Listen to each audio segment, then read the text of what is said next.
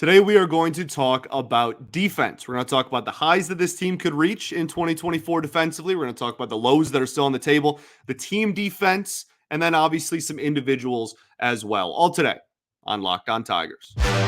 You are Locked On Tigers, your daily Detroit Tigers podcast. Part of the Locked On Podcast Network, your team every day.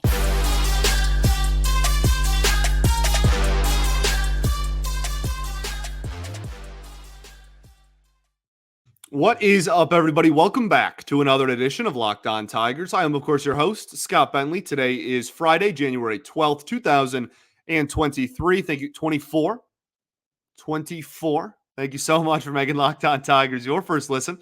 Every single day, we are free and available wherever you get your podcasts, including YouTube, part of the Locked On Podcast Network, your team every day. Today's episode is brought to you by Game Time. Download the Game Time app, create an account, and use code LOCKEDON for $20 off of your first purchase. Welcome back, everybody. Hope you're having a fantastic week. Happy Friday to all. Send you into the weekend here. Hope it's a great one. We are going to talk about defense today, and we're going to talk about the team defense, some aspects of the team defense that are not usually discussed.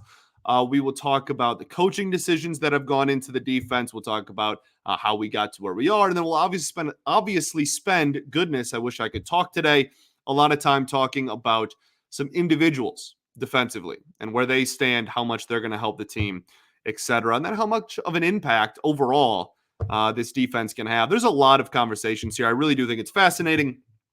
I know the joke is that I find every conversation fascinating, but here's another one in a long list of fascinating conversations we have here on Locked On Tigers. So let's start off by talking about the team defense as a whole. There's two stats we're going to look at mainly today, and that's outs above average and defensive runs saved. There's a few more. Goodness, what is happening to me? There is a few more good stats out there to look at defensively. But when it comes to team defense overall, those are the two that are going to get the biggest look and I think do the best job of articulating where this team stands as a whole defensively. Again, individually, there's a few more stats. You can get really kind of fascinating with it. But those are the two we're going to look at a lot for team outlook. And one of the reasons why, if you go to fieldingbible.com, they have a fantastic database with team DRS numbers. And they've been doing it for a while, years and years. And when you look at team DRS, the Tigers have not been very good in this, before 2023 at least, have not been very good in a very long time. Even really before, like when the Tigers were good, like 2010 to 2014, they had some really good individual defenders, Austin Jackson, Jose Iglesias, amongst a couple others.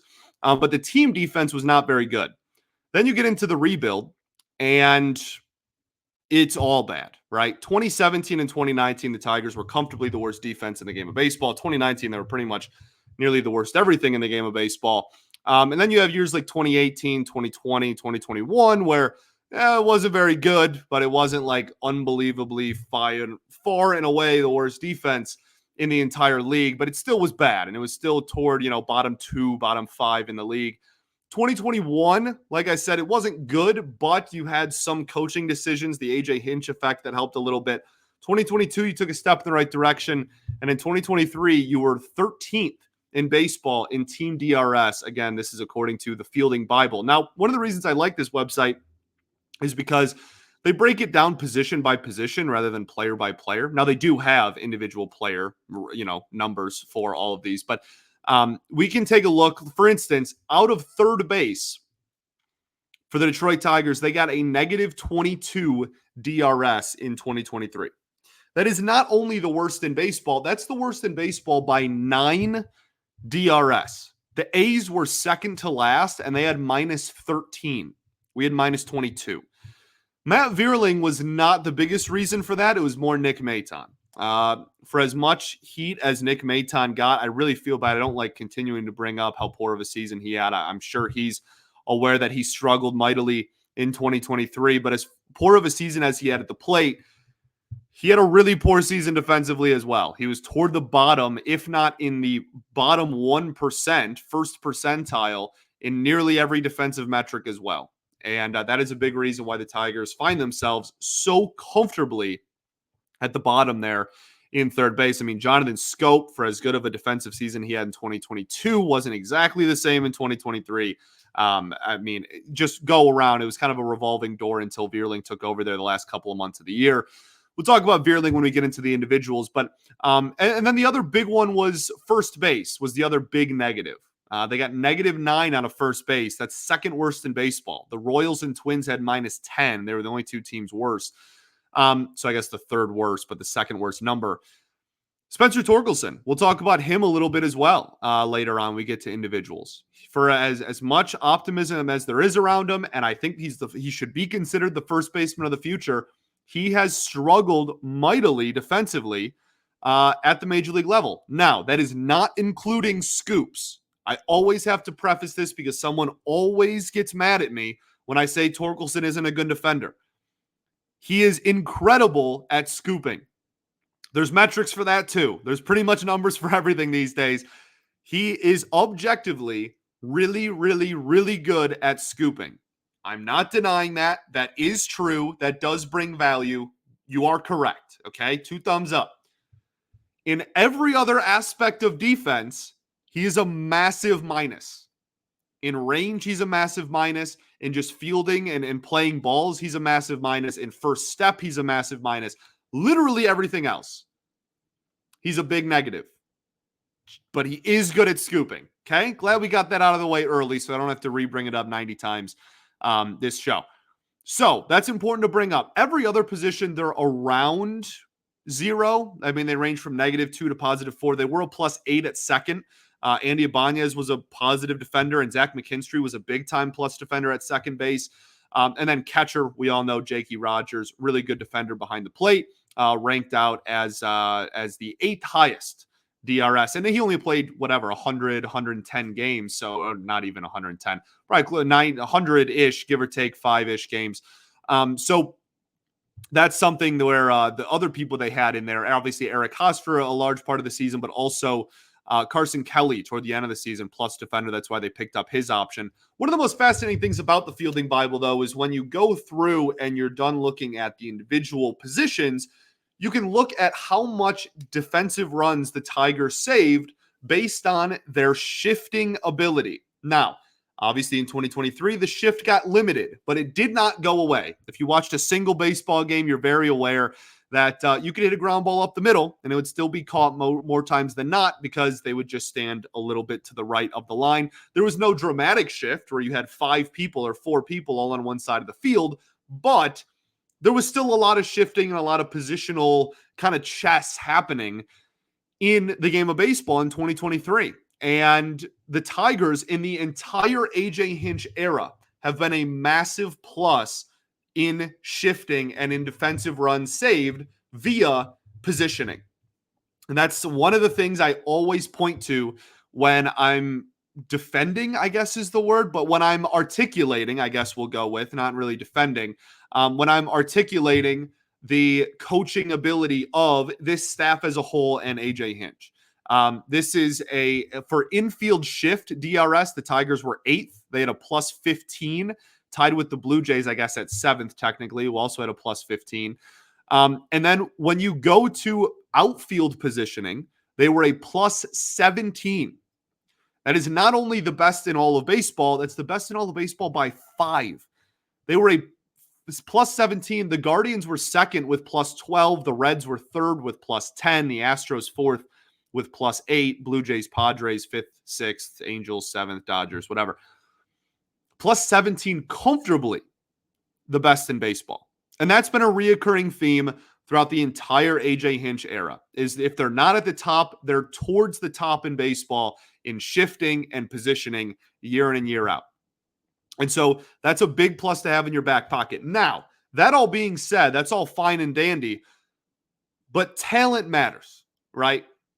If AJ Hinch was managing, 9 of me in my present state, right? or even at my peak athletic ability. It doesn't matter. I've never been close to Major League Baseball talent, right? So if he was managing 9 of me, we would be negative a lot defensively. Okay. My legs don't work like they used to. Be negative a lot. And so the talent does matter.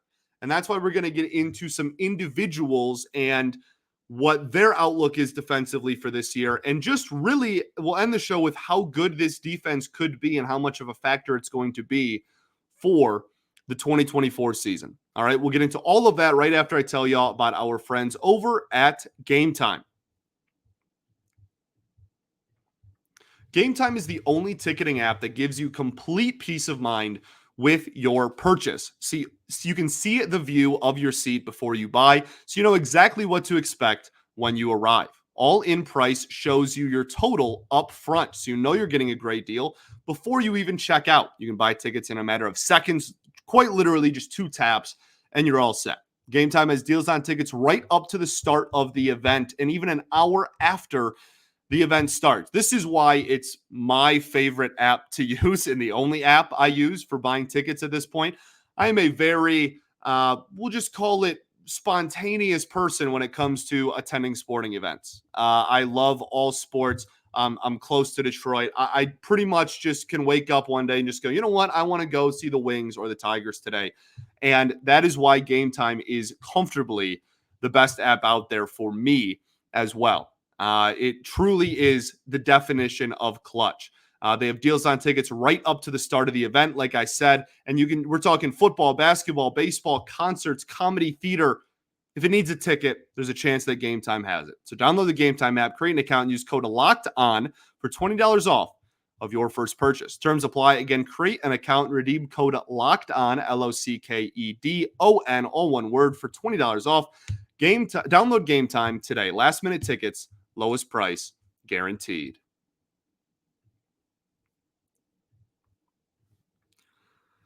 All right, everybody, welcome back here. Segment 2 of Locked On Tigers. I appreciate y'all for tuning in, making us your first listen every day. Shout out to the everydayers that do tune in every day. We will be back on Monday, continuing our off-season discussion. There's a lot of moves happening around baseball. On Friday, or Thursday, rather, we have a lot of arbitration type of stuff. We'll talk about that on Monday as well. Just kind of a look around the league and talk about the offseason as a whole.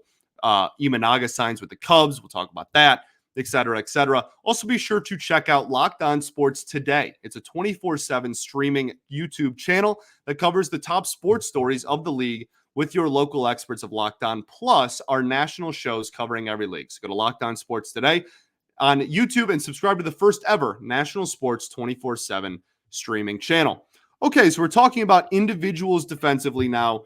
We talked about Nick Maton already because we were talking about third base specifically, just how much of kind of a black hole it became defensively. But when Vierling took over, it did improve defensively, right? And offensively. It got better then. It was an improvement over Maton, who, again, just unfortunately really struggled in pretty much every aspect of the game last year at the major league level. And Vierling was one of the guys who he's fine there. He's not going to win any gold gloves. He's athletic, but he doesn't have a crazy amount of range over at third base. His range numbers were fine. They were positive. He was a +1 OAA at third base. That's good. He was a -1 DRS. So he's going to be around a fine, net zero-ish defender for you. Maybe he can get a little bit more positive with a full season at third base, but that's a different conversation. The Matt Vierling being our third baseman opening day thing, we'll get to that later, but later in the offseason, not this episode. We're strictly talking about defense today, folks. So maybe he can be a little bit better. I think that the team defense at that position will improve mightily. OAA at third base was also dead last in baseball. So even if you're like, oh, DRS sucks, well, they were dead last in OAA as well. Pretty much any defensive metric you can find, the production they got out of third base was dreadful. So having a little bit of stability there will help. Jace Young, if he does make the majors and play third base at some point for the Detroit Tigers in 2024, there's some question marks around his defense. He did win a gold glove for defense at second in the minors, but then he was playing third base in the Arizona Fall League. The plan, I think, is for him to play third, but we haven't really seen him legitimately play third in a very, very long time. So that's a kind of a big question mark. I don't know how much better or worse he is going to be than Vierling. He has decent footwork and whatnot. I think the arm is good enough to play third. He doesn't have a laser necessarily.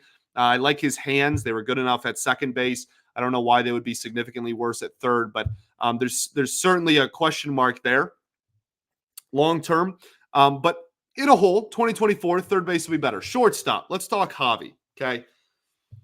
Javi had some of the best range out of shortstop in the entire game of baseball. And for as much as earlier I said, we've kind of moved on as a community, the baseball community has kind of moved on from like, oh yeah, fielding percentage and errors is really all that matters. That's certainly not the case. And there's so much more that goes into defense than just how many errors you commit. Javi is a fascinating case in that study because he commits a lot of errors, but has elite range. He genuinely had one of the highest OAA in the game of baseball. He's in 95th or 97th percentile in the league. When it came to OAA, he was a +2 DRS. So again, a little bit of a different metric there, not calculating the same thing exactly, but was a positive there. But over the last 2 years, just in the Javi Baez experience and era, tenure, whatever you want to call it, for the Tigers, he has committed a lot of errors. And there's this big debate over like at what point is it not worth it, how good your range is if you're committing a lot of errors. He is still a plus contributor defensively in my eyes. Does that make him like the most elite defender I've ever seen? No. Spencer Torkelson has to scoop the ball all the time. He has a lot of throwing errors still. He has his fair share of fielding errors still. All of this is true. But he objectively gives you a better chance defensively at shortstop. I don't know why I said shortstop like it was two separate. Shortstop. He gives you a better chance defensively at shortstop to give any ball hit that direction than anyone else in this organization. Okay? Does that mean that he's going to be a plus WAR player or that he's going to be some big contributor? No, we're only talking about defense before I get yelled at. Only defense. Okay? Not saying the contract is worth it. Not saying that he's going to hit well. Strictly defense. He objectively gives you a better chance at any ball hit to the left side of the field than anyone else in this organization would playing the same position. So he's going to be the opening day shortstop, and we are just going to hope that he can minimize the errors and hit even a half of a lick. Okay? So we will see what happens there. But at shortstop, he's going to be the opening day shortstop, and you don't really have too many other options as it stands. Just kind of bouncing around the rest of the diamond, Jake Rogers, we talked about a little bit. Him and Carson Kelly should be a pretty solid defensive duo for the Tigers. Obviously, if Dylan Dingler gets injected at some point, that's a different conversation. I've liked what I've seen out of Dingler defensively. I think that he's had some growing pains when it comes to his development, but that's kind of all catchers. The catchers are similar to goalies for those who follow the game of hockey, right? Like just development of them is kind of wonky and all over the place. So but I've liked what I've seen. He's got a good arm by most accounts, all accounts, really. Pitchers like working with him, and I think he's good at blocking balls. So we'll see what happens there. But Carson Kelly and Jake Rogers are relatively proven, if not fully proven, commodities defensively for the Tigers this upcoming year. So that'll be good. First base, we talked about Torkelson. Really don't have to go too much more in depth. Good at scooping, needs to work on a lot. He's athletic enough to be good there. That's like the frustrating part to me is it's not like this dude is completely just like some unathletic guy who just like never has a chance of being good. Like he should be good defensively. He has the athleticism. He just didn't have very good hands on balls in play in 2023. So I'm hoping that he can take a step in the right direction there. Even if he can be around net zero, I think that'll help his value a boatload, right? People that like WAR, even people that don't like WAR, will see a big uptick in that, even with a relatively similar offensive season, if the defense can take a big step.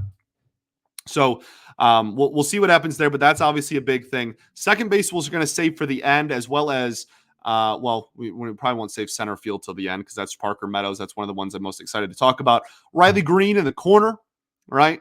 Corner outfield. I think he can be a plus defender in the corner. I do. Is he going to win a gold glove out there? Probably not, but I do think that he can be a big-time plus defender in left and right field, and that's really all we're asking for is for him to do that and stay healthy. So that's going to be a good thing. Kerry Carpenter. Let's talk about Kerry Carpenter. I think that that's a pretty interesting one as well. We will do that right after this. The NFL regular season is wrapping up, but there's still time to get on the action with FanDuel, America's #1 sportsbook. Well, I guess it has wrapped up, right? You have the regular season of the NFL coming to an end, a lot of head coaching firings. If you got any prop bets on head coaching firings, hopefully you're having a good time as a lot of coaching changes. Belichick, Saban, obviously that's college, but still Pete Carroll, like three of the like most legendary coaches of my at least generation, all leaving at the same time. Really, really wild stuff. But playoffs right around the corner. A lot of fun bets to get in on the action at FanDuel. And right now, new customers can get $150 in bonus bets guaranteed when you place a $5 bet. That's $150 in bonus bets, win or lose. You can bet via live same game parlays while the game is happening. You can find bets in the new Explore tab. See what's hot right now. You can make a parlay in Parlay Hub, which is the best way to find popular parlays and so much more. So visit FanDuel.com/lockedon to make your first bet a layup. FanDuel, official partner of the NFL. All right, everybody, welcome back here. Third and final segment, Locked On Tigers. Appreciate you all greatly for tuning in, making us your first listen every day. Talking about some individuals defensively, and then we'll talk about the overall team impact defensively again before we send you on your way, and just how much of an impact this a good defense or a bad defense could have on the season and whatnot. So Parker Meadows Kerry Carpenter, that's where we left off. Almost jumped the gun there. Kerry Carpenter for a while there was struggling so much defensively that I'm pretty sure I came on air. I can't remember if this was just a thought I had or whether I said it on air. I'm pretty sure I said it though. But it probably 8 months ago? In the beginning part of last season, it said, that he was struggling so much defensively that I think it was pretty safe to say that he should be the DH going forward. And in the second half, was he a plus defender? No. Not trying to argue that he was some big time plus gold glove caliber defender. But did he take a monumental step forward defensively from where he was at prior? Absolutely. He ended the year with a -3 OAA, which is in the 22nd percentile, bottom quarter of the league. But considering where he was at, that's a step in the right direction. His arm value was also positive, and his arm strength was in the 85th percentile, something that you want out of your corner outfield position. I think the days of assuming that Kerry Carpenter is just going to be the DH are gone. I think that Kerry Carpenter is going to get a legitimate look and legitimate playing time in the corner outfield. I also think he'll get plenty at DH. I think that that's something that, again, we talk about a lot. I think that this team is really excited to not have just one person be the DH. And I think that one of the reasons why they're excited for that is because of the improvement that Carpenter showed defensively in the second half of the year. Now, again, improvement from where he was at still doesn't mean plus defender. But if he can even be around a net zero defender there for a full season, he'll be incredibly valuable, assuming the bat comes along. Okay. So I want to start off with him. Mark Canha, probably going to give you slightly minus defense out of corner outfield. Not going to be a liability, not going to be a big plus. You got him because of what he does at the plate. Who else? I guess that leaves us with Parker Meadows, Colt Keith, and Justin Henry Malloy, the three kind of biggest wild cards I want to talk about. Parker Meadows will start with not a wild card. I am unbelievably excited for what Parker Meadows is going to do in center field for the Tigers this year. The Tigers actually ended with a -2 in DRS from center field this season because Parker Meadows only played in 37 games, right? So only so much that he can do. But Parker Meadows is going to be a magnificent defender for this baseball team. And in a ballpark that requires so much speed and just like first step ability, we'll call it. Again, I can't say enough good things. I am unbelievably excited. His arm strength was also in the 81st percentile, like as if he wasn't already talented enough to just like roam and be fast enough. 90th percentile sprint speed, by the way. He also has a plus arm, like a big time plus arm. He had +4 OAA in 37 games. That is mind boggling. That is remarkable. He was a plus heading towards third base. He was a plus heading toward first base. He was a plus against lefties. He was a plus against righties at the plate. Like, it did not matter. In just 90 attempts, 90 opportunities in center field, he had a 98% success rate.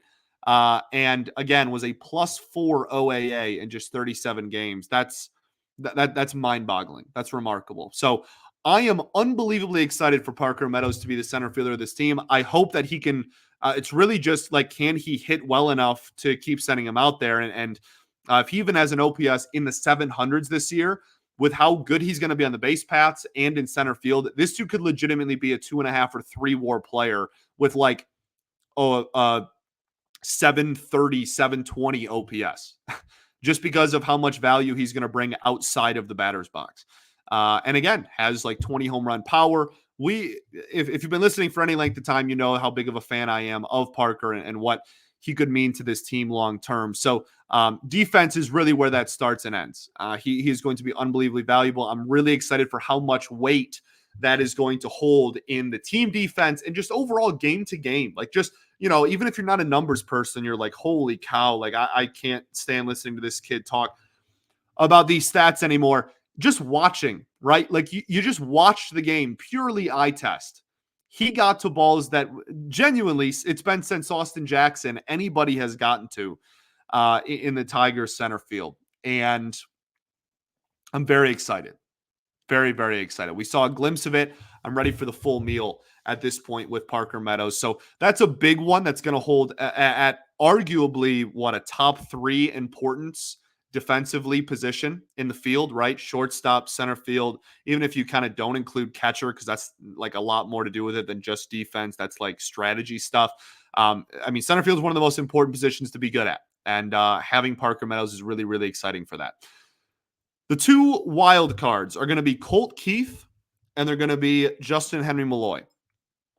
Colt Keith has some question marks defensively. I have some people still convinced that he's going to be the opening day third baseman. I really don't think it's going to happen. I think he's going to be the second baseman for this team on opening day.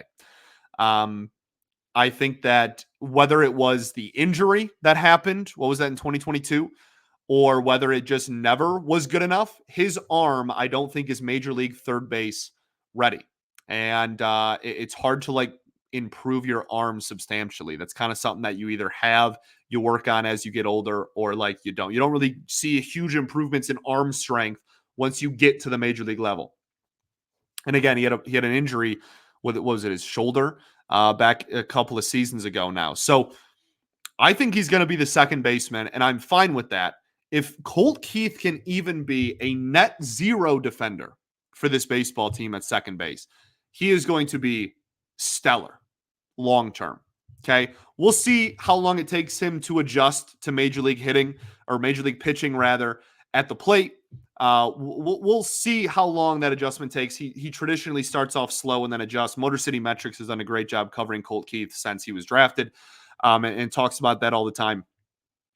Defensively, I just need dude to be, even if he's like a -1 defender, he's going to bring immense value to this team over the next 6 years. That's how much everybody believes in the bat. So I just need him to prove that he can be the second baseman going forward. Just don't be a liability there. Don't leave us after 2022, or what the heck? After 2024, rather. Goodness, what year is it? Don't leave us going, after this upcoming season ends, going, wow, where does Colt Keith fit into the lineup defensively long term?